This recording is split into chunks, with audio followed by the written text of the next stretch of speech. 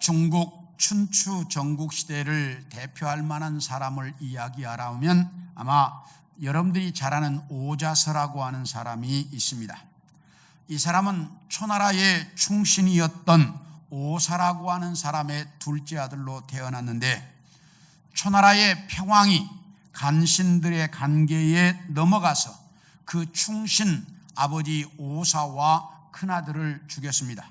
둘째도 죽이려고 하니까 이 오자서가 멀리 도망을 가버렸습니다.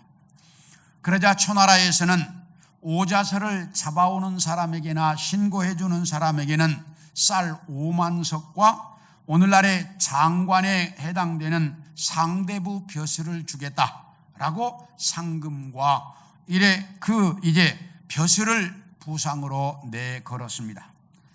그러자 오자서는 국경을 넘어 정나라로 피신을 갔는데, 정나라도 이 초나라의 속국이기 때문에 오자서를 잡아서 초나라로 보내려고 샅샅이 검문을 하고 있습니다. 그래서 겨우겨우 피해가지고 이제 국경을 넘어가려고 갈대숲에 숨어 있는데, 어떤 마침 좋은 어부를 만나서 그 어부의 도움으로 강을 건너 오나라로 피신을 하게 됩니다. 그래서 강을 건너간 이 오자서가 자기의 복음을 이제 어부에게 주면서, 어르신의 이 큰 은혜를 내가 어찌 갚겠습니까?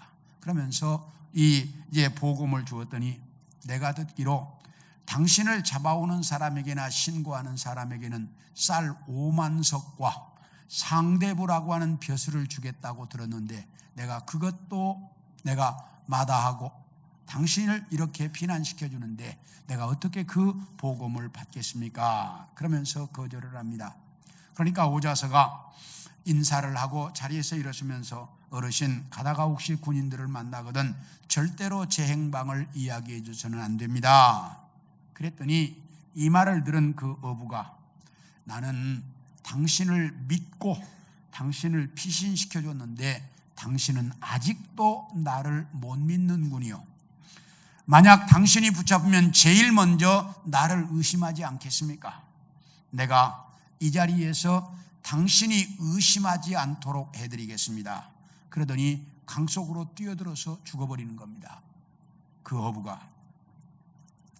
오자서는 잠깐이지만 자기가 그 어부를 믿지 못했던 것들을 후회하고, 그러면서 정말 아픈 마음으로 그분의 장례를 잘 치루어주고 오나라로 이제 도망을 가서 오나라 함녀라고 하는 왕에게 발탁이 되어서 오나라의 이제 군사가 됩니다. 그래서 가장 먼저 초나라를 대군을 이끌고 가서 점령해가지고 초나라를 없애버립니다. 그리고 이어서 정나라도 없애려고 군사를 이끌고 쳐들어갔는데, 정나라의 왕제가 누구든지 저 오자서의 군대를 돌려보낼 수 있는 사람만 있다면 내가 이 나라를 같이 다스리겠다. 아무도 나서지 않는데 그때 마침 어부 하나가 나서면서 제가 해보겠습니다, 이런 거예요. 그러더니 그 어부가 가서 오자서에게, 당신이 이 정나라를 피해서 오나라로 피신해 갈 때 당신을 도와준 사람이 있지요? 있다고. 그때 물속에 뛰어들어서 죽었던 그 분이 바로 내 아버지였습니다. 그러니 우리 아버지의 그 모습을 봐서라도 당신이 이 군사를 돌이켜서 이 정나라를 그만 침략하고 돌아갔으면 좋겠습니다. 그랬더니 오자서가 그 말을 듣고 그 즉시 군사를 돌려서 돌아가므로 정나라는 살아남을 수가 있었고, 그리고 이 어부의 아들은 국가에서 주는 땅, 사방 백리의 땅을 국가로부터 받아가지고 그 땅을 기르며 아주 좋은 가문을 이루어 살았다고 하는 것이 이 춘추 전국 시대의 역사로 알려져 있습니다.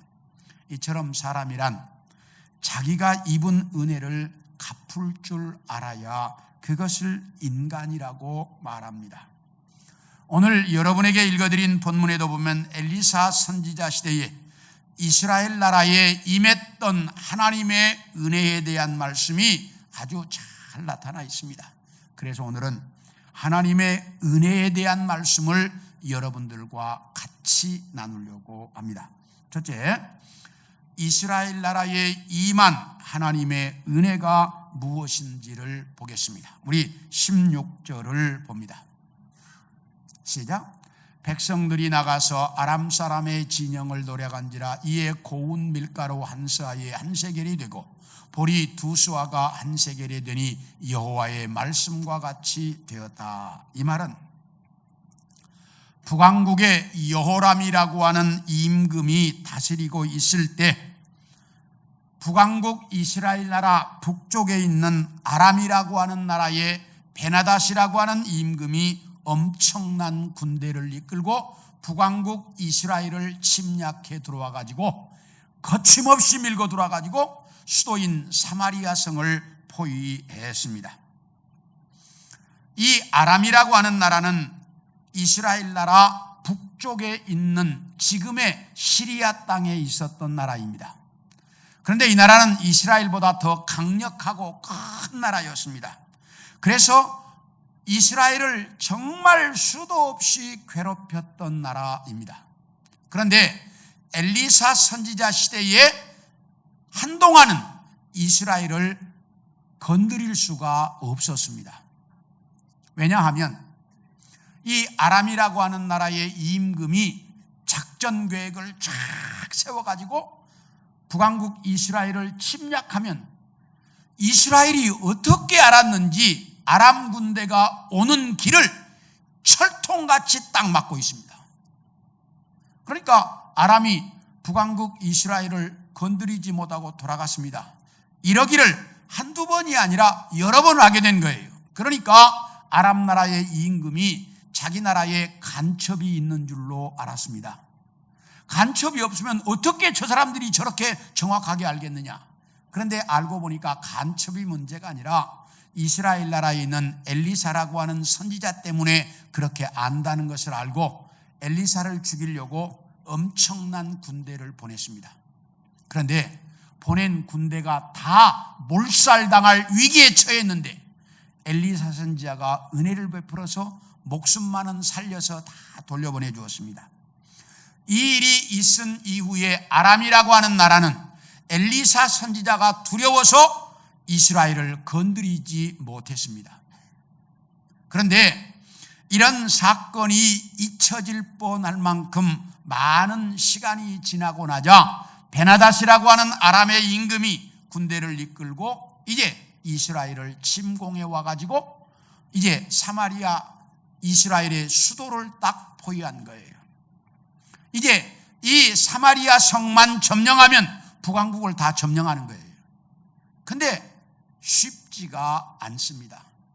그래서 장기전에 돌입을 하게 되었습니다. 그래서 포위를 하고 시간이 지나다 보니 성 안에 살고 있는 사람들은 시간이 지날수록 고통입니다. 왜? 식량 문제 때문입니다. 식량이라고 하는 것은 성 안에 쌓아놓는 것이 한계가 있기 때문에 시간이 지나자 그 사람들이 다 먹고 나니까 식량이 떨어졌어요. 그래가지고 모두가 다 굶어 죽을 지경인데 어느 정도였느냐? 우리 함께 6장 25절을 봅니다. 시작. 아람 사람이 사마리아를 애워싸므로 성중에 크게 줄여서 나귀머리 하나에 은 80세겔이요 비둘기똥 4분의 1갑에 은 5세겔이다. 이 말이 무슨 말이냐면 그 당시에 노동자 하루의 품삯이 4분의 1세겔이었습니다. 그런데 나귀머리 하나가 80세겔이에요. 그러면 노동자 하루가 4일을 일해야 한 세겔을 버니까 80세겔이면 240일을 일해야 나귀 머리 하나 살 정도였다. 그런데 율법에 보면 나귀는 부정한 짐승이에요. 그래서 이스라엘 백성들은 나귀 고기를 안 먹었어요. 그런데 나귀 머리, 그것도 뼈만 있고 살도 없는 그 머리 하나가 80세겔이야. 오늘날의 돈으로 따지면 약 2, 3천만 원 가는 거예요. 이게 무슨 말이냐? 그만큼 식량난이 뭐 했다는 거예요? 심각한 상황이었다라고 하는 겁니다. 좀 더 정확하게 설명을 하면 여호람 왕이 전쟁 상황을 살피려고 성 위를 왔다 갔다 하니까 어떤 여인이 다른 여인을 끌고 와가지고 사정을 하면서 임금이여 내 문제 좀 해결해 달라고. 무슨 문제인데 그러냐? 이 여인이 저에게 찾아와서 얼마 전에 이렇게 말을 했습니다. 우리 이러다 너도 나도 우리 식구도 너희들 식구도 다 굶어 죽겠다. 그러니 오늘은 너네 집 아이를 삶아서 먹자. 그리고 다음에는 우리 집 아이를 삶아 먹자. 그래가지고 저 여인의 말대로 우리 아이를 삶아서 먹었습니다. 그리고 이제 시간이 지나서 오늘은 저 집 아이를 삶아 먹어야 될 때가 됐는데 저 여인이 자기 집 아이는 어디로 숨겨버렸습니다. 임금이여, 이 분하고 원통한 일을 좀 해결해 주십시오. 죄 없는 내 아들만 죽었습니다. 불쌍한 내 아들만 죽었습니다. 이 문제 좀 해결해 주세요. 그러면서 그 여자가 통곡을 하는데 임금이 그 말을 듣고 화가 나가지고 자기 옷을 찢으면서 여봐라, 엘리사 그놈을 당장에 좀 붙잡아와라. 지난번에 그놈이 저 아람 군대 다 죽여버리고 안 살려보냈더라면 이런 일이 없었을 텐데 그놈이 살려보내는 바람에 이 모양 이 꼴이 됐으니 그 엘리사를 당장에 죽이자. 그러면서 엘리사 선지자를 잡아오라고 소리를 지릅니다. 그러니까 장관을 비롯한 군사들이 엘리사를 잡으러 갔습니다. 그러니까 엘리사 선지자가 앉아서 있다가 군인들이 오는 것을 보고 너희들이 나를 잡으러 왔느냐? 그런데 걱정할 것 없다. 내일 이맘때가 되면, 언제요? 오늘 설교 제목이잖아요. 내일 이맘때가 되면 여기 뭐라고 말하는 거니? 고운 밀가루 한 스아에 한 세겔, 보리 두 스아에 한 세겔의 매매가 될 것이다. 이 말은 평상시와 똑같은 값의 음식물이 매매될 것이다, 그 말이야. 그러니까 그 말을 들은 엘리사를 잡으러 온 장관이, 아니 선지자예요, 하나님이 하늘에 구멍을 내고 먹을 것을 쏟아 부어준들 그런 일이 벌어질 수 있겠습니까? 그러면서 선지자를 비웃었습니다. 그러니까 엘리사 선지자가 장관이여, 내일 이맘때 당신 눈으로 평상시와 똑같은 값의 음식물이 거래되는 것을 보기는 할 겁니다. 그런데 그 음식을 먹지는 못할 겁니다 라고 이야기합니다. 그리고 그날 밤이 되었습니다. 아람 진영에 이상한 소리가 들리기 시작합니다. 어디에선가 병거가 수백 대가 움직이는 소리, 말이 수천 마리가 움직이는 말발굽 소리, 수만 명의 군사들이 움직이는 군사들의 발자국 소리가 막 귀가 쟁쟁하도록 들리는 거예요. 그러니까 이 소리를 들은 이 아람의 군인들이 야, 큰일 났다, 저 애굽의 군대가 이스라엘을 도우려고 몰려오나 보다, 야 이거 이렇게 했다 다 죽겠다, 우리 도망가자. 그래가지고 아람 진영의 군인들이 걸음아 날 살려라 하고 다 도망가 버렸습니다. 도망가다 보니 아무것도 못 가지고 그냥 몸만 피해서 도망간 거예요. 그러다 보니 그들이 가면서 남겨놓고 간 그 엄청난 군량미를 이스라엘 사람들이 가져옴으로 하루 사이에 평상시와 똑같은 값의 음식물이 거래되는 그런 시장이 다시 회복되었다라고 말합니다. 여러분 한번 보세요. 먹을 것이 없어서 자식을 삶아 먹어야 하는 그 비참한 상황 속에서 하루 사이에 평상시와 똑같은 값의 음식물이 거래되는 이 놀라운 역사, 이건 하나님의 은혜가 아니고는 도저히 이루어질 수 없는 상황이라고 하는 것입니다. 그래서 하나님의 은혜로 말미암아 이스라엘 나라에 다시 이렇게 평상시와 똑같은 생활로 돌아오게 되었습니다.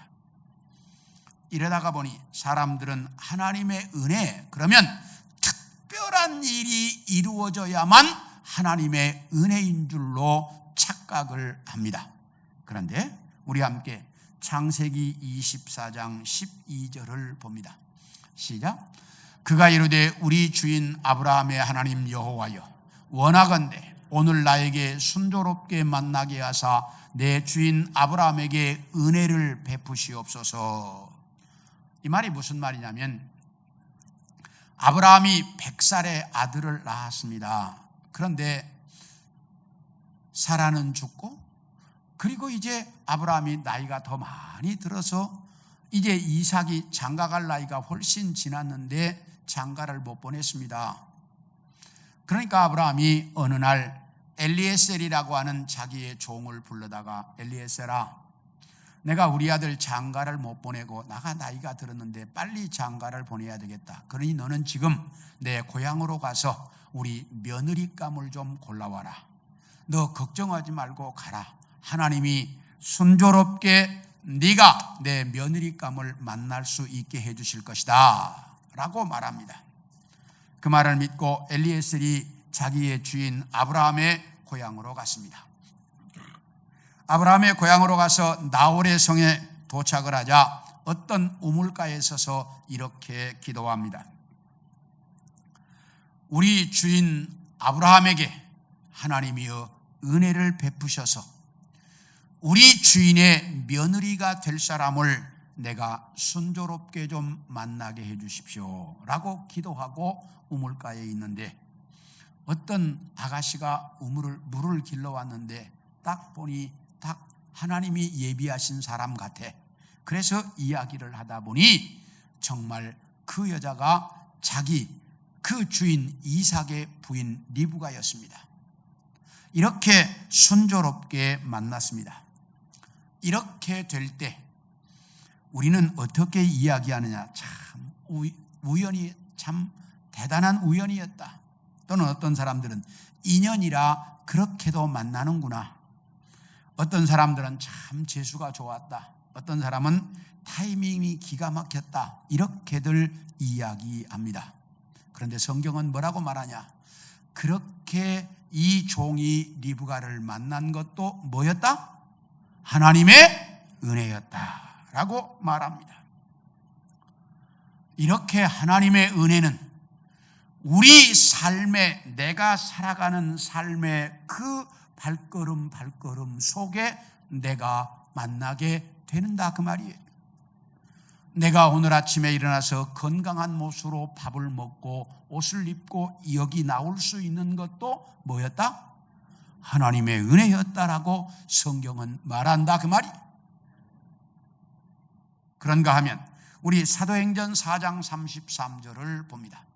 시작.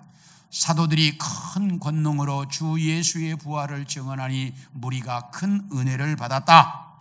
이 말은 사도들이 예수의 부활을 전했더니 듣는 사람들이 큰 은혜를 받았다라고 말합니다.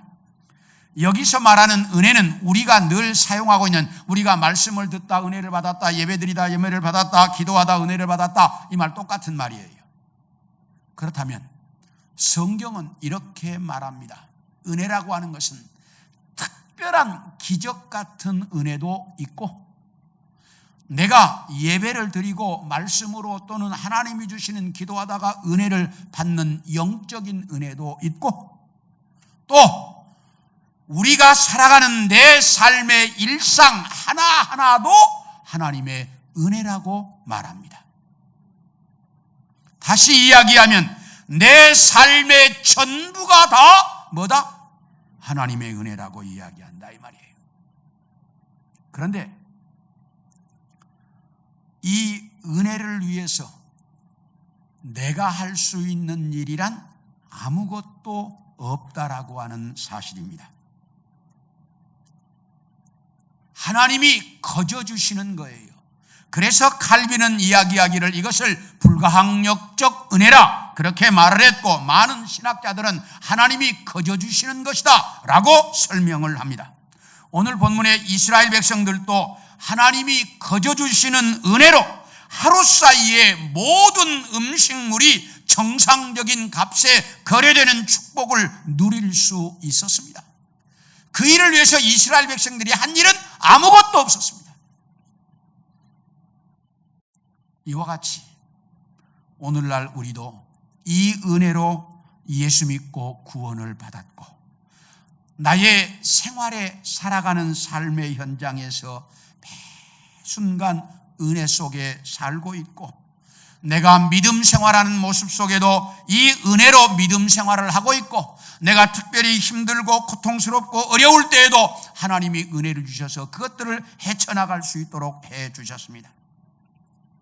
그래서 나는 매 순간 하나님의 은혜 속에 살고 있는데, 그런데 문제는 그것이 은혜인 줄을 잘 모르고 살아간다라고 하는 사실입니다. 그것이 당연한 것인 줄 알고 내 삶에 사람이 살다 보면 당연히 이루어지는 것인 줄 그렇게 착각하고 산다라고 하는 사실이에요. 그런데 성경은 내 삶에 일어나는 모든 것이 다 하나님의 은혜요, 내 삶에 은혜하는 것이 없다라고 말합니다. 이 하나님의 은혜를 똑바로 알고 그 은혜에 감사하며 살아갈 수 있기를 소원합니다. 둘째로, 이 은혜는 함께 나누며 살아가야 한다라고 말합니다. 우리 구절을 보겠습니다. 시작. 나병 환자들이 그 친구에게 서로 말하되 우리가 이렇게 해서는 아니 되겠도다. 오늘은 아름다운 소식이 있는 날이거늘 우리가 침묵하고 있도다. 만일 밝은 아침까지 기다리면 벌이 우리에게 미칠지니 이제 떠나 왕궁에 가서 알리자. 이 말이 무슨 말이냐면 사마리아 성 입구에 나병 환자 4사람이 살고 있었습니다. 이들은 나병 환자이기 때문에 가족과 동네에서 살 수가 없어서 성문 밖에 근처에다가 아마 이제 집을 만들어 놓고 거기서 살고 있었던 것 같습니다. 그러나 이 사람들은 거기서 살아도 환자라 일할 수가 없으니까 뭐하고 살아야 돼요? 얻어먹고 살아야 하는 사람들입니다. 그런데 성 안에 얻어먹을 것을 얻으러 가면 주는 사람이 없어요. 왜요? 자기 자식을 잡아먹어야 할 상황인데 뭘 나병 환자들에게 나눠주겠냐 그 말이야. 주고 싶어도 줄 것이 없어. 그래서 동냥을 하지 못해 죽을 지경이 처한 거예요. 그러니까 이 나병 환자들이 모여 앉아가지고 4사람이 상의를 합니다. 야, 이러다가 우리 굶어 죽게 생겼다. 성 안에 가봤자 동냥을 주는 사람이 없어. 그러면 여기 앉아서 그냥 이대로 굶어 죽을 거냐? 여기 앉아서 굶어 죽으나 저 아람 진영에 가서 좀 얻으러 갔다가 다행히 먹을 것 주면 좋고 먹을 것 안 줘서 그 사람들이 죽이면 간첩이라고 해서 죽이면 거기서 죽으나 여기서 굶어 죽으나 뭐해? 피차 매일반인데 가서 거기 가서 죽으나 여기서 굶어 죽으나 똑같은데 우리 그러지 말고 그냥 한번 가보자. 그러니까 4사람이 그러자. 어차피 여기 있어도 굶어 죽을 건데 한번 가보자. 그래가지고 4명이 이제 서로 상의를 해서 딱 결정을 하고 아람 진영으로 갔습니다. 근데 아람 진영에 가까이 왔는데 개미 새끼 한 마리 안 보입니다. 어떻게든지 사람이 하나도 없네? 조용합니다. 아니 이게 어떻게 된 거지? 다 숨어 있나? 아무래도. 그래서 가까이 가가지고 그들이 쳐놓은 그 천막을 들춰보니까 아무도 없고 먹을 것만 그냥 산더미처럼 쌓여 있습니다. 왜요? 그 전날 하나님께서 그 엄청난 병거 소리, 말발굽 소리를 들려줘서 그 소리를 듣고 애굽의 군대가 지원하러 오는 줄 알고 다 도망가 버리고 없으니까. 그러니까 이 4명이 그 텐트 안으로 들어가서 배가 터지도록 먹었습니다. 먹고 바리바리 싸가지고 들고 와가지고 자기 집에서 다 숨겼습니다. 그리고 또 갔습니다. 가서 또 바리바리 싸가지고 와서 숨겨놓고 그리고 또 갔습니다. 왜? 아무 사람이 없으니까 또 갔습니다. 근데 3번째 가다가 한 친구가 이야기하는 거예요. 야, 우리 이러면 안 되는 거 아니야? 왜? 야, 지금 저 성 안에는 먹을 게 없어서 사람들이 다 굶어 죽고 있는데 우리만 이렇게 배부르게 먹으면 하나님 우리에게 벌 주시지 않겠어? 그러니 그러지 말고 우리 성 안에 가서 알려주자, 이 사실을. 그러니까 4사람이 그러자. 우리만 이렇게, 우리 다 먹을 수도 없고 또 이 많은 거. 그러니까 우리만 있다가 우리 벌 받을 것 같으니까 그러지 말고 알려주자. 그래가지고 이 4사람이 돌아와서 문지기들, 그 성문을 지키고 있는 문지들에게 알려줬습니다. 자, 먹을 것이 있다, 이 사실을 얘기해 줬습니다. 그러니까 이 사람들이 즉시 뛰어가지고 왕궁의 사실을 알렸습니다. 그러니까 그 얘기를 들은 왕이 아니야 잠깐 기다려. 저 아람 사람들이 아마 작전을 펴는지도 몰라. 저 사람들이 다 숨어 있고 우리가 그렇게 하고 없는 줄 알고 문 열고 나오기를 기다리고 있을지도 몰라. 그러니까 문 열지 마라. 그러니까 그때 한 병사가 이야기를 합니다. 임금이요, 그러면 우리 정탐꾼을 보내서 한번 확인해 보죠. 그렇다, 좋다. 정탐꾼을 보내서 다 확인해 보니까 그 아람 군대가 정신없이 도망가느라고 가다가 버리고 간 신발 자국, 다 가다가 버리고 간 옷, 가다가 떨어진 그 가죽 부대 이런 게 길가에 수두룩이 쭉 널려 있어. 다 도망가는 정말. 이 사실을 알리자 성 안에 있던 사람들이 성문을 열고 구름대처럼 몰려나왔습니다. 구름대처럼 몰려나왔습니다. 그래서 그 사람들이 알려준 그 소식을 듣고 이 사람들이 쫓아나와서 그 음식을 바리바리 싸가지고, 그러므로 해서 엘리사 선지자가 예언했던 것처럼 하루 만에, 내일 이맘때 하루 만에 모든 음식물 값이 정상적인 값에 거래되게 되었다라고 이야기합니다.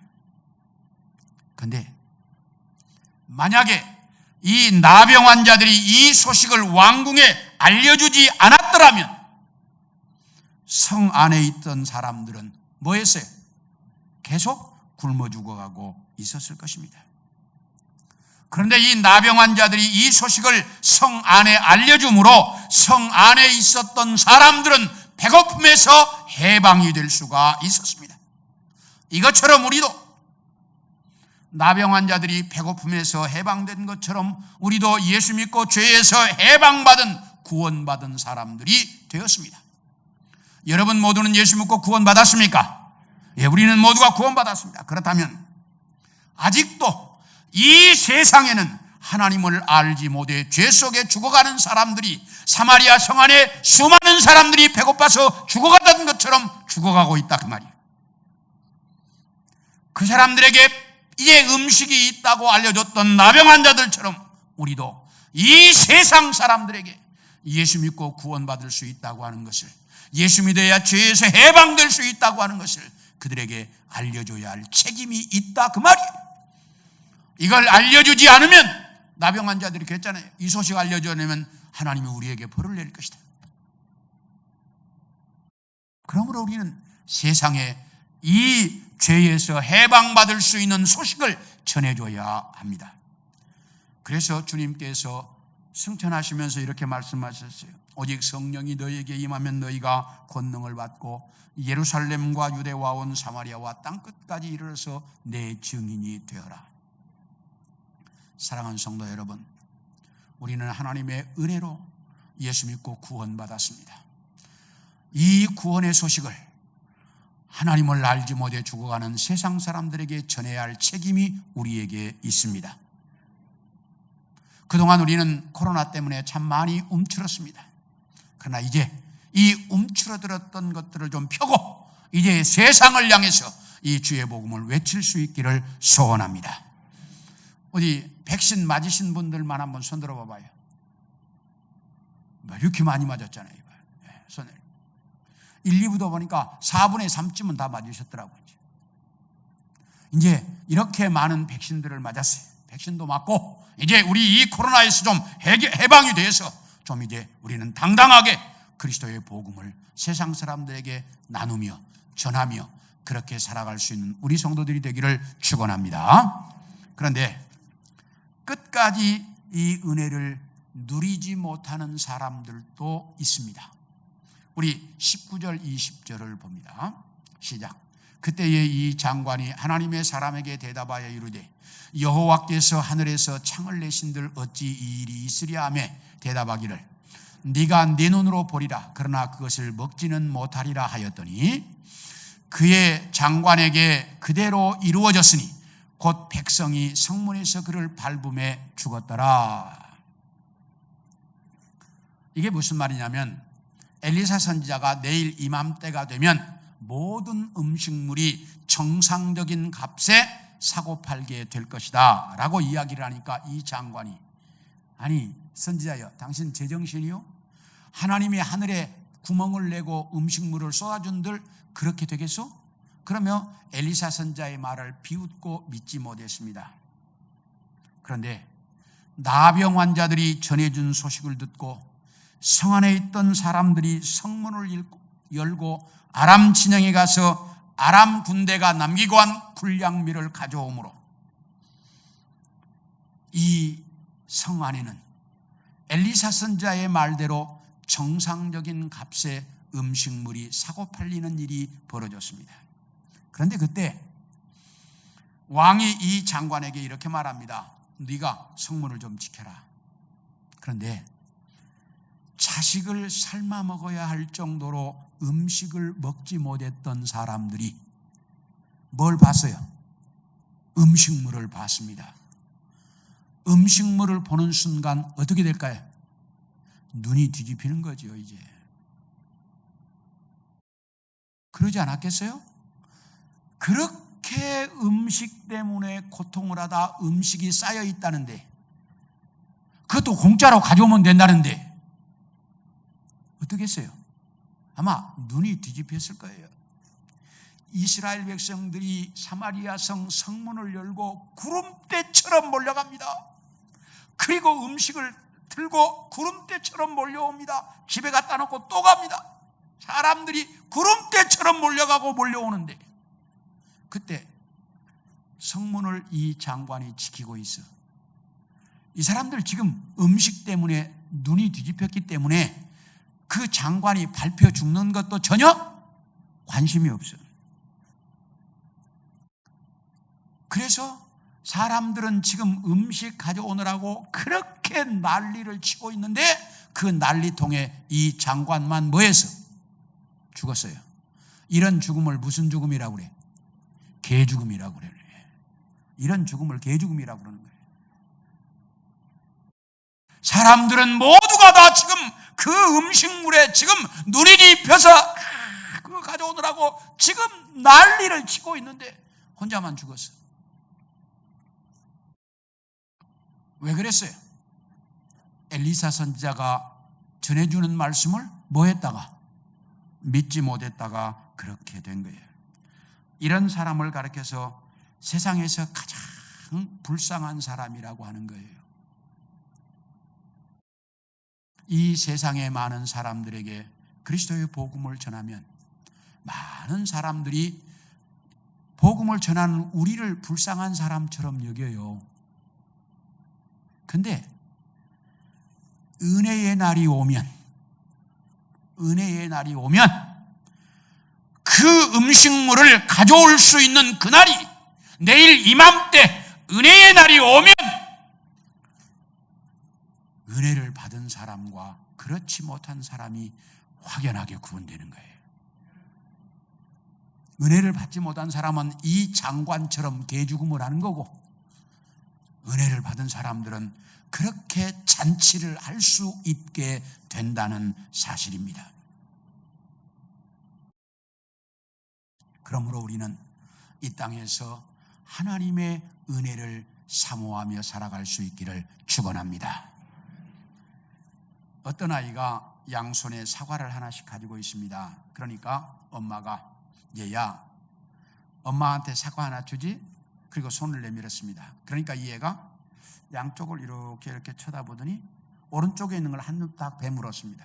먹어보더니 조금 있다가 또 왼쪽에 있는 걸 딱 베먹는 거예요. 그러니까 엄마가 볼 때 아니 저놈이 저렇게 욕심이 많나? 엄마 하나 달라고 그러더니 두 개를 뭐해? 다 먹는 거야. 그래서 엄마가 참 내가 아이 교육을 잘못했구나 이러고 있는데 오른쪽에 있는 것을 쭉 내면서 엄마 이거 드세요 그러는 거야. 내가 두 개 다 먹어보니까 이게 더 달고 맛있어요. 그러면서 엄마에게 오른쪽에 있는 걸 내미는 거야. 이 아이는 엄마가 사과 하나 달라고 했을 때 어떤 마음인 거예요? 더 달고 맛있고 좋은 걸 누구한테 주고 싶은 거야? 엄마한테. 그래서 먹어보고 그리고 맛있는 걸 엄마한테 주었던 거예요. 이게 진정한 사랑이에요. 하나님은 우리를 그렇게 사랑하셨습니다. 우리도 하나님을 그렇게 사랑할 수 있는 성도들이 되어줄 수 있기를 소원합니다. 그래서 그 하나님이 주시는 그 은혜를 이 땅에서 누리고 살며 그 은혜를 세상 사람들과 함께 나누며 살아갈 수 있는 우리 성도들 모두가 되어줄 수 있기를 축원합니다.